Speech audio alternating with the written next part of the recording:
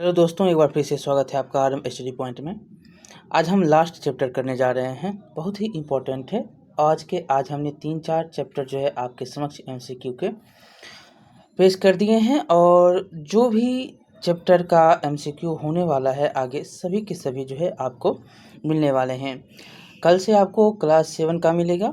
Class 7 जो है आपको एनसीईआरटी और एससीईआरटी दोनों का क्वेश्चन जो है सेम आपको मिलने वाले हैं।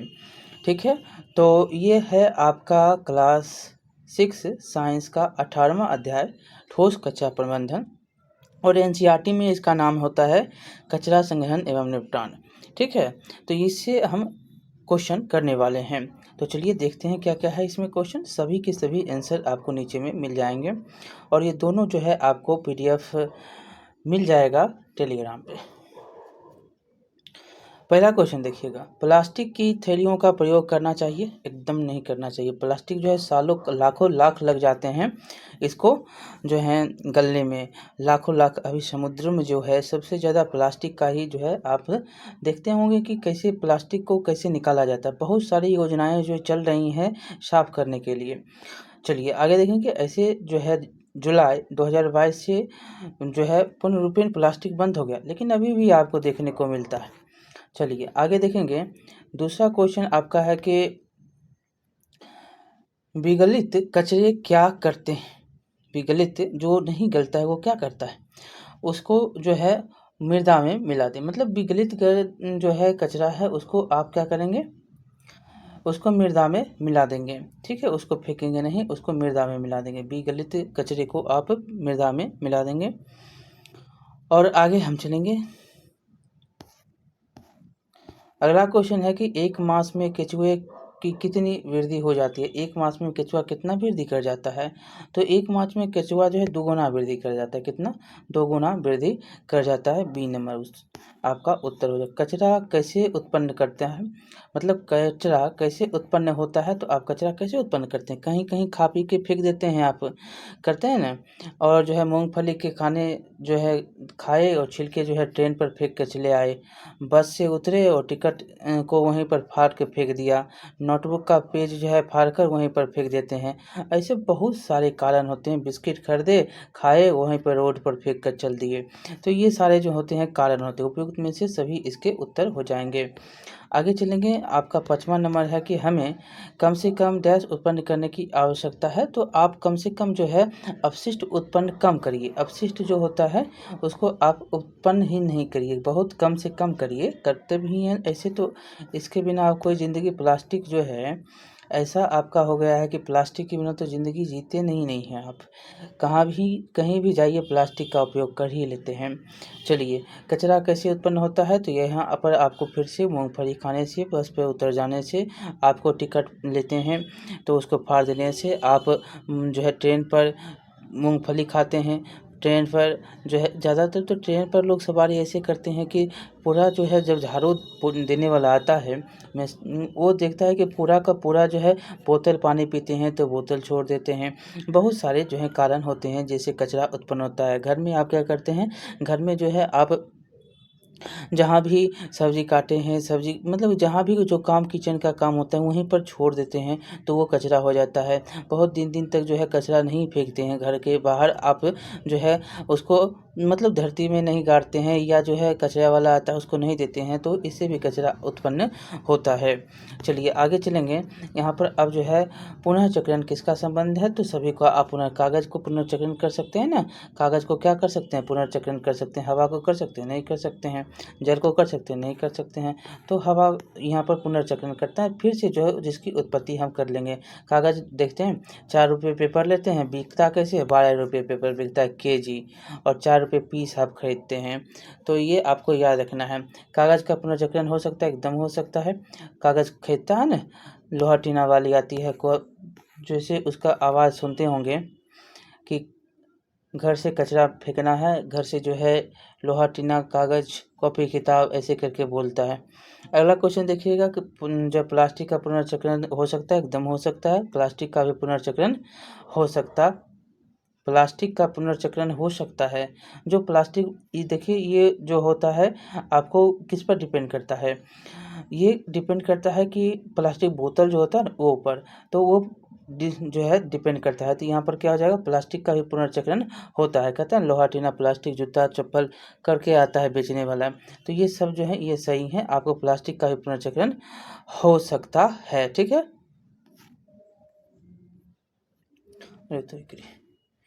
यहाँ पर अब होगा 10वां नंबर, देखेंगे कचरा कहाँ कहाँ होता है। कचरा कहाँ कहाँ, विद्यालय में, दुकान में, घर में, और जो है रेलवे स्टेशन पर, बहुत सारे जगहों पर कचरा आपको देखने को मिलते हैं, कार्यालय में, सभी जगह। ठीक है, अगला चलिए, प्लास्टिक की थैली को निगल जाने वाले पशु की भी हो जाती है, क्या हो जाती है, मौत हो जाती है। यहाँ पर जो गाय को देखते होंगे कि चौक चौराहे पर आपको वो चलता है और उसको मिल जाता है एक पन्नी, पन्नी में जो है पन्नी के साथ साथ वो जो भी उसमें रहता है पन्नी को साथ साथ में खा लेता है और इसके आंत में जाकर फंस जाता है। ये जो है उसको बहुत सारी परेशानियां होती हैं और बीमारियां होती हैं और मौत भी हो जाती है। चलिएगा अगला क्वेश्चन देखेंगे, घर में कचरा कैसे उत्पन्न होता है। तो टूटे हुए खिलौने से, पुराने कपड़े से, जूते चप्पल, प्लास्टिक से, बहुत सारे से आप उत्पन्न कचरा करते हैं घर में। ठीक है, चलिए आगे चलेंगे। हमें प्लास्टिक की थैलियों का उपयोग करना चाहिए, एकदम नहीं करना चाहिए। क्या करना चाहिए, कोई मतलब कि कम से कम करिए। प्लास्टिक का उपयोग आप कर भी रहे हैं तो आप कम से कम करिए, ताकि जो है जो कचरा आप उत्पन्न कर रहे हैं वो कम हो, कम से कम इसका आंसर हो जाएगा। आगे चलेंगे, कूड़े को कहाँ डाला जाता है। देखिए कूड़े को आप कहाँ डालते हैं, गड्ढे में डाल दीजिए, कूड़े को गड्ढे में। जल और जो है नदी आसमान में नहीं बल्कि गड्ढे में डालिए और इसमें जो है केचुआ छोड़ दीजिए। अब वो केचुआ जो क्या करेगा, तो वो वर्मी कंपोस्ट बना देता है। इसके बारे में भी हम इसी अध्याय में पढ़ने वाले हैं, क्वेश्चन भी आएगा आपको इसमें। चलिए 14 नंबर आपका हो गया, गड्ढे में डालेंगे। अब है विगलित कचरे का क्या फ़ायदा होता है। ये विगलित जो कचरा होता है वो क्या होता है, इसका फ़ायदा बहुत ही आपको याद रखना है कि ये मृदा को मजबूत बना देता है। क्या करता है, विगलित जो कचरा होता है वो मृदा को मजबूत बना देता है।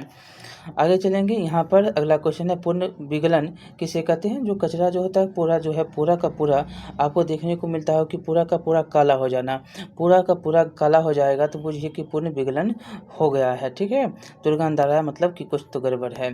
अगला देखेंगे, कंपोस्टिंग किसे कहते हैं। कंपोस्टिंग किसे कहा जाता है, कंपोस्टिंग कहते हैं आप किसको, तो कहते हैं पदार्थों के विगलित और खाद परिवर्तन जो होते हैं वो उसको कंपोस्टिंग करते हैं। खाद कंपोस्ट होता है, आप खरीदते हैं ना, 300 रुपये 400 रुपये बोरा देता है लेकर वर्मी कंपोस्ट। आगे देखें कि कूड़ेदान का रंग कैसा होता है। कूड़ेदान का रंग दो प्रकार का होता है, एक नीला और एक हरा होता है। कूड़ेदान का कैसा होता है, नीला और हरा होता है। चलिए आगे चलेंगे, यहाँ पे अगला क्वेश्चन है कि कूड़ेदान कितने प्रकार के होते हैं। तो 2 प्रकार के होते हैं। कितने प्रकार के, 2 प्रकार के होते हैं। नीले कूड़ेदान में आप क्या कौन सा कचरा डालते हैं, आपको याद है। चलिए देख लेते हैं क्या है। तो नीले कूड़ेदान में कौन सा कचरा डाला जाता है, जो नीला कूड़ेदान होता है उसमें आप प्लास्टिक और कांच डालते हैं। क्या डालते हैं, प्लास्टिक और कांच। यहाँ पर देखेंगे ऑप्शन, यहाँ पर आंसर भी है, तो प्लास्टिक और कांच इसमें डाला जाता है नीले में, ये याद रखना है।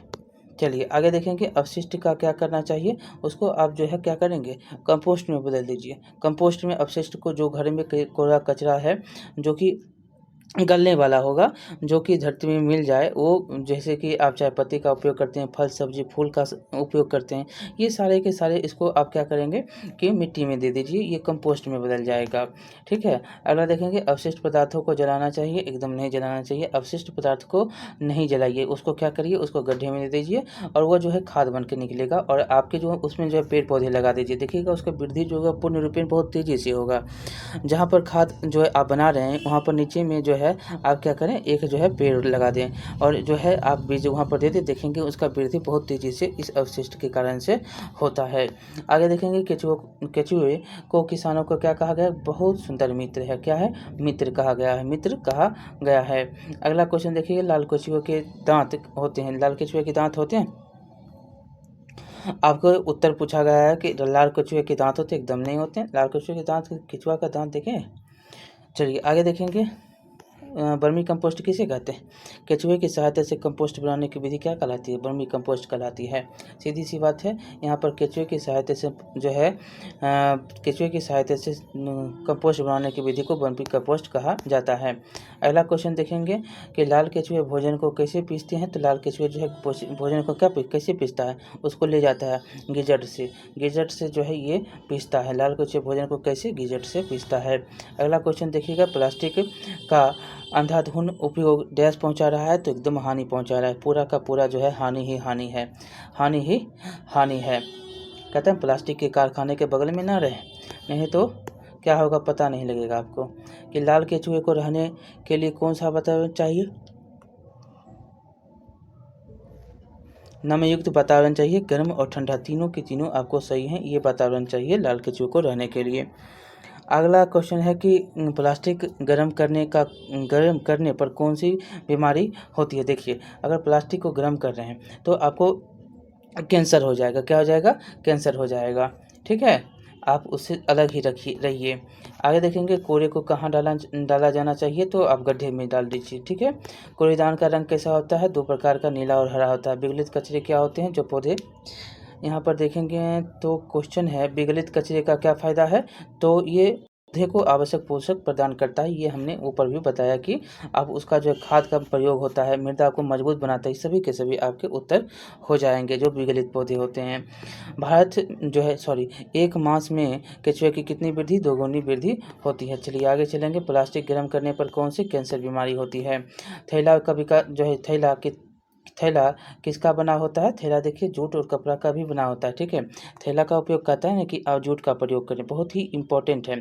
और जूट के प्रयोग से आपको जो प्लास्टिक की जो आप खपत करते हैं उसका भी जो है थोड़ा भार कमेगा। जूट, कपड़ा और जूट का जो है थैला किसका बना होता है? कपड़ा और जूट का। और खरीदी गई चीज़ें किस में पैक होती है? तो ज़्यादातर तो आपको प्लास्टिक और थैलियों में पैक होते हुए नज़र आती है। देखते हैं ना प्लास्टिक और थैली।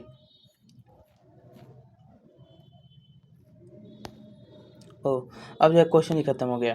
तो इस प्रकार से आपका चैप्टर ये होता है समाप्त। ठीक है, तो मिलिए अगले चैप्टर में। ये हो गया पूरा का पूरा समाप्त हो गया है साइंस। अगर आपको थ्योरी पढ़ना है वो बता दीजिएगा, नहीं पढ़ना है तो हम सिर्फ MCQ करवाएंगे। ठीक है, नहीं तो हम साइंस का लेकर भी चलेंगे भी तो एक वीडियो चलेगा, 2 महीना चलेगा इसी में। ठीक है, कम से कम तो 1 महीना लग जाएगा हमको 7, 8 ख़त्म करने में। लेकिन हम 10th का शुरू कर दिए हैं। 10th का आपको NCERT साइंस हमने शुरू कर दिया है, जो कि कल वीडियो आपको मिल जाएगा। ठीक है, बहुत बहुत धन्यवाद। लाइक करिएगा, शेयर करिएगा, सब्सक्राइब करना नहीं भूलिएगा।